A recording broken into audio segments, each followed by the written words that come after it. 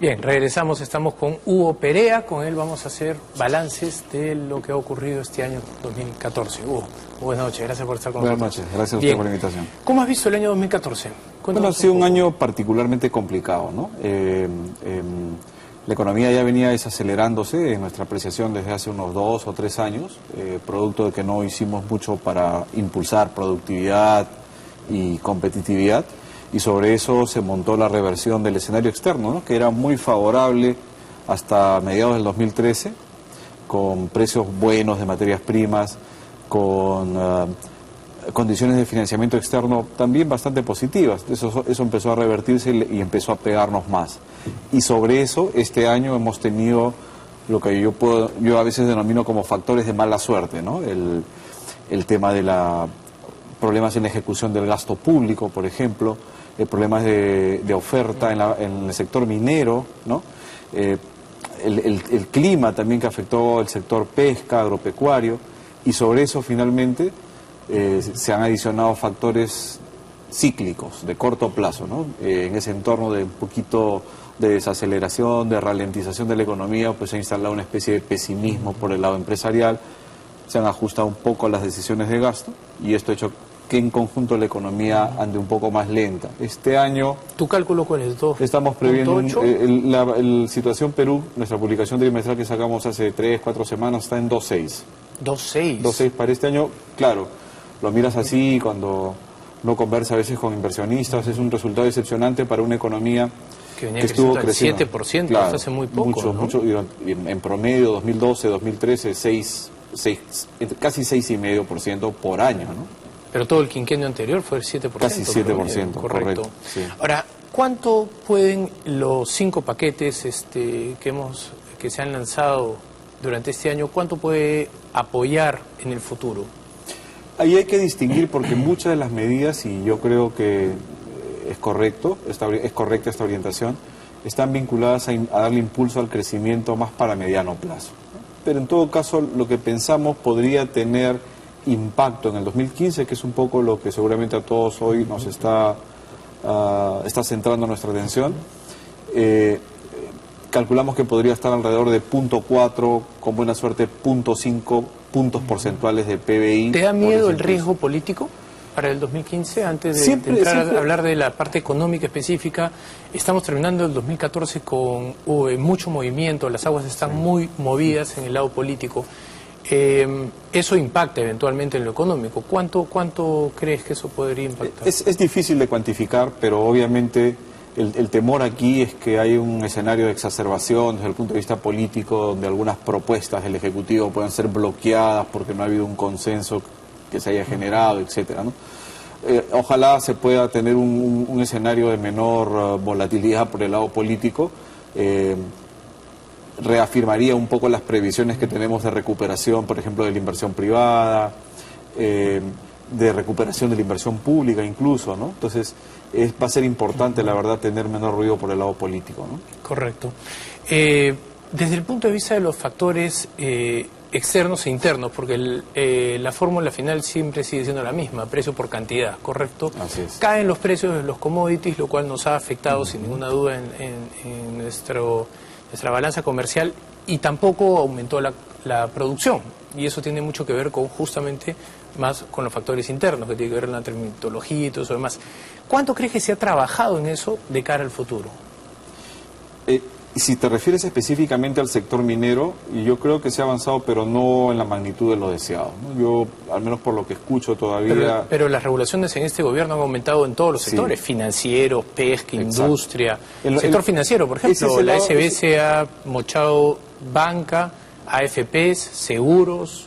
Yo coincido en lo que tú dices. Ese es el lado negativo, ¿no? Digamos que al inicio de la administración, seguramente con mucha buena intención, hubieron una serie de elementos que se adicionaron al tema regulatorio en general en muchos sectores, que han afectado la competitividad, la rentabilidad de la inversión en diversos sectores, y esto ha generado una ralentización de la inversión, no de corto plazo, no de oye, las ventas están mal y hay que aguantar un poco el gasto, sino más estructural, ¿no? Ya no es tan interesante. Y tampoco se han hecho reformas estructurales, ¿no? Laborales, tributarias. Que era el reto que iba a tener la administración que asuma este quinquenio, ¿no? O sea, sea el partido que está actualmente en el poder o cualquier otro, la agenda que tenía adelante era seguir siendo un país que impulse lo que se avanzó mucho en la administración anterior, ¿no? Se dejaron muchas cosas interesantes que había que seguir avanzando, hacer que los mercados de bienes y servicios funcionen de manera más eficiente y nos sigan dando este impulso de crecimiento, teniendo en cuenta que el boom de materias primas en algún momento, por lo menos, si no se revierte, se iba a estancar un poco, ¿no es cierto? Entonces, ahí lo único que te garantiza crecimiento en el mediano plazo es seguir teniendo ganancias de productividad. Mira, hace poco hicimos un ejercicio ahí en la oficina y cuando tú miras en perspectiva cuánto importó las ganancias de productividad en ese crecimiento de 6,5, casi 6,5 que te hablé en los 10 años 2012, 2013, el 40% era explicado básicamente por ganancias de productividad. Más o menos de ese 6,5, casi 6,5, 2,5 puntos porcentuales se explican por ganancias de productividad. Que es un montón, ¿no? Que fue un periodo excepcional. Si tú haces eso por 20 años, alcanzas a Chile. Exactamente. Y lamentablemente en los últimos años, y lo que esperamos para los próximos años, es que la contribución de la productividad al crecimiento de largo plazo se ha reducido más o menos entre 1 punto y 1,5 puntos. O sea, no vamos a hacer una economía ya del 6,5 de crecimiento por año, sino una economía que va a estar más pegada al 5%, ¿no? Entonces, ¿se puede reimpulsar? Sí, ¿no? Son las reformas de segunda generación. De las que todo el mundo habla. Que todo el mundo habla, pero fíjate... Lamentablemente nuestra clase política creo que cree que es algo retórico y que no es algo fundamental para el peruano de a pie, ¿no? Cuando justamente es a quienes más va a apoyar, a quienes más va a beneficiar. Exactamente, ¿no? Fíjate, cuando tuvimos estas ganancias de productividad, mira la reducción de pobreza que hubo, mira la generación de empleo, mira la formalización de la economía, o sea... Es realmente importante, es lo que estructuralmente te hace un país más rico, de mayores ingresos, más incluyente, ¿no? Si esa reforma la OCDE es un sueño. Eso sí es... No. O sea, no hay forma, ¿no? No hay forma. Claro. Entonces, pero yo creo que nos podemos reencauzar para llegar, pues, en algunos años estar en la posición de poder acceder a este grupo selecto. Y si podemos, en este minuto que nos queda antes de pasar la pausa, hablar de la OCDE, yo me imagino que la OCDE, viendo lo que está ocurriendo en México, por ejemplo, va a ser mucho más selectivo con los países que va a admitir de ahora en adelante, sí, ¿no? yo también soy de la misma opinión. Entonces, tenemos que seguir siendo ambiciosos, fomentar agendas, pensar siempre qué cosa nos puede dar impulso por el lado de la productividad. Eso es lo que debíamos estar pensando. Sí, pues lamentablemente este gobierno se le dio por hablar de competitividad y no de productividad, que era la palabra clave, ¿no? Exactamente. Bien. Exactamente. Vamos a hacer nosotros nuestra primera pausa y regresamos. Bien, regresamos, estamos hablando con Hugo Perea, con él vamos a hacer ahora perspectivas para el año 2015. Hugo, si tenemos que dar un mensaje, digamos, para no solo el 2015 tal vez, sino también en adelante, pero mayoritariamente para el 2015, estos paquetes, ¿cuánto pueden sumar al crecimiento? El MEF había calculado incluso 2 puntos. Claro, ese es el paquete total, ¿no? O sea, más o menos era el último conjunto, o sea, el conjunto de medidas que se espera van a tener impacto en el 2015 en particular es más o menos un poquito más de 2 puntos porcentuales del PBI. Pero claro, uno para hacer proyecciones de crecimiento tiene que hacer supuestos de cuánto de eso realmente va a impactar, más efectos multiplicadores, etcétera, ¿no? Por un lado, el efecto multiplicador de reducciones tributarias es bastante bajo. O sea, de esos 4.600 millones, realmente una proporción muy baja es lo que podría finalmente llegar. Eso porque está probado, digamos, empíricamente, estadísticamente. Más impacto tiene el componente del gasto vía inversión y en menor medida el gasto corriente. Claro, estás hablando de cuánto, medio punto de PBI. Exactamente, estoy hablando de entre 0,4 y medio punto porcentual del PBI. Aquí estamos haciendo supuestos, no estamos asumiendo, mira, de esta parte, por ejemplo, que podría ser ejecutada muy rápido, que se les ha elevado el techo para gasto en consumo público a los gobiernos regionales que reciben canon de 20% a 40%. No, pero lo que es gobiernos regionales en 2015 va a estar casi muerto porque exacto. Para que se pongan a funcionar son por lo menos 10 meses, con lo cual los gobiernos regionales... Pero ahí se ha revisado un poco qué es lo que ha pasado anteriormente. Los gobiernos regionales nuevos, las nuevas administraciones tienen muchos problemas para ejecutar inversión pública, pero parece que consumo público sí logran tener niveles de ejecución bastante interesantes. antes. Entonces, bajo esa lógica se les elevó de 20 a 40%, ¿no? Entonces, el conjunto de todas estas medidas efectivamente nos suma más o menos 0.5 puntos porcentuales del PBI, medio punto porcentual del PBI. A eso habría que agregarle a lo que está ocurriendo el día de hoy, que se puede ser entre 2.5 y 3, digamos. Claro. Hay que sumarle algunos proyectos que entrarán este año. Exacto, la inversión la vemos recuperándose. Este año pensamos que va a caer como un 2%, tal vez un poquito más, pero el próximo año la vemos creciendo a 4%. Esto nuevamente es un supuesto de trabajo, porque esto implica asumir, por ejemplo, que no hay un mayor deterioro de la confianza empresarial, pero tú has mencionado que no hay una crisis política. Que no hay una crisis política, eso asume o que no haya tampoco una crisis ruido económica global, digamos, no es una caída inesperada de un país grande, Japón, China. Claro, que nuestro escenario central no está, ¿no? De hecho, pensamos que la economía global va a crecer más, básicamente por Estados Unidos. El fondo tiene para este año, creo que son 3.3. Nosotros tenemos 3.2, el fondo está en 3.3 y nosotros tenemos para el próximo año 3.7. Nosotros tenemos 3.7, sí. Vemos sesgo al alza por el lado de Estados Unidos, ¿no? Que es 25% de la economía que mundial. Es 25% de todo el PBI si global. Estados Unidos crece 1%. La decepción va a venir por el lado de Europa, ¿no? Y China, que estabiliza en tasas alrededor del 7%. No vamos a esperar más tampoco, pero Europa... Que es su expectativa también dentro del plan quinquenal, ¿no? Sí, de 7,5, ¿no? Pero nosotros estamos alrededor de 7 para los próximos 2 o 3 años, ¿no?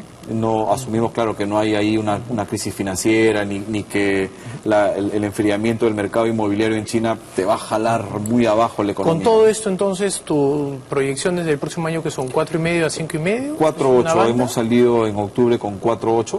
En octubre salimos con 4,8 con sesgo a la baja. Pero con este conjunto de medidas que ha anunciado el gobierno, creo que ese sesgo, en la próxima revisión que vamos a hacer en enero, yo creo que ya es un escenario central con riesgos balanceados, ¿no? O sea, 4,8 es nuestro escenario y con riesgos balanceados. Ahora, esto es como la clasificación al Mundial. Si tú no ganas partidos al comienzo, supuestamente tienes que ganar todos al final para lograr la clasificación.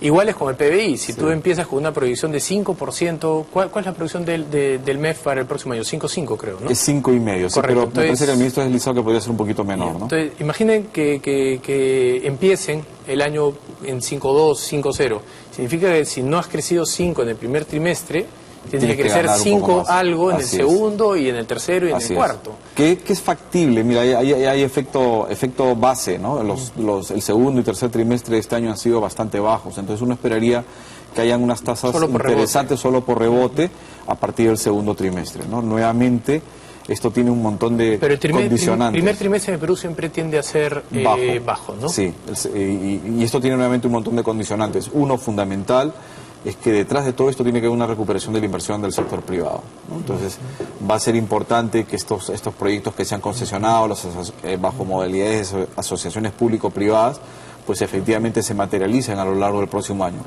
Grande ahí la línea 2 del Metro de Lima, el gasoducto del sur, ¿no? Eso va a ser muy importante para ver una recuperación más clara de la economía el próximo año. El otro elemento condicionante de estas previsiones es que veamos que aquellos grandes proyectos mineros que han tenido rezagos para entrar en fase operativa plena, a full capacidad, efectivamente se materializa el próximo año. Si eso no se da, obviamente estaríamos hablando de un crecimiento más bajo, ¿no? Respecto a la crisis política o eventual crisis política que podría... En el último año los gobiernos tienden a arreglar un poco la casa antes de irse. ¿Crees que hay espacio de alguna reforma buena que pueda hacer este gobierno? La verdad que... Una reforma de calidad, algo que efectivamente sea algo... Se han hecho algunas cosas en los últimos meses, hay que reconocer, y eso es el lado positivo de esto, ¿no? Si la desaceleración tiene una cara positiva, es que nos ha preocupado a todos. Efectivamente, hacer, oye, ¿sabes qué? Por aquí hay que o desmontar cosas que se hicieron al inicio, o proponer algunas cosas interesantes que se han venido haciendo en los últimos meses.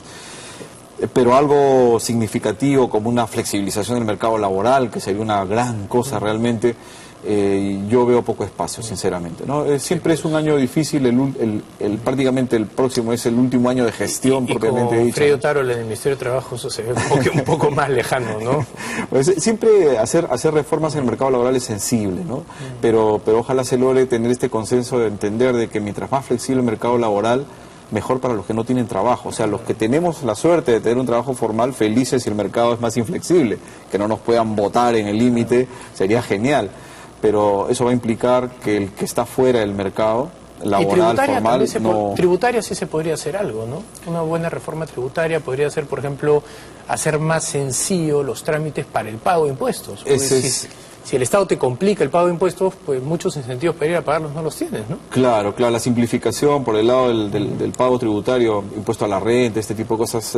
ni siquiera estamos hablando de tasas, sino de pagar el impuesto. Si una persona, por ejemplo, el dueño de un taller, ¿no?, qué sé yo, textil o de autos, no puede llenar el formulario porque no es lo suficientemente amigable, sino que tiene que contratar a contadores, etcétera, pues los incentivos son a patear un poco el tema. Sería una reforma interesante, pero hay que decir que... ahora con el internet y todo el e-government, que hay tantos países que lo están usando, ¿no?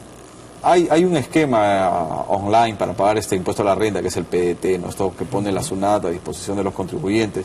Es un poquito engorroso, hay que decirlo. No, tiene que tener el token, esto.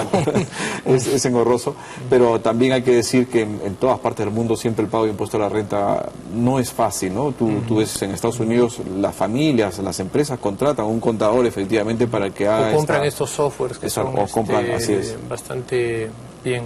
Entonces, si el 2015 podría ser un mejor año, ¿qué están esperando ustedes para el 2016? Para el 2016, ahí pensamos que podría haber una aceleración interesante, por dos razones. Tomando en consideración que es un año electoral. Tomando en consideración que es un año electoral. ¿Por qué? Porque pensamos que en el 2016 podríamos ver un impacto más sensible por el lado minero. Las bambas, cobre, básicamente, ¿no? Cobre, ¿no? Que hacia el 2017 se debería estar duplicando la producción. Entonces, en esa transición, el 2016 podría beneficiarse de esta recuperación del sector minero, que por el lado del gasto es más exportaciones. El otro elemento es que pensamos que va a haber impactos más sensibles de la ejecución de proyectos de infraestructura. Correcto. Eso nos debería dar soporte y acelerarnos incluso más pegados hacia el 5,5 para el 2016, ¿no? Ojalá. Ojalá. Gracias, Hugo. Bien, vamos nosotros a hacer una...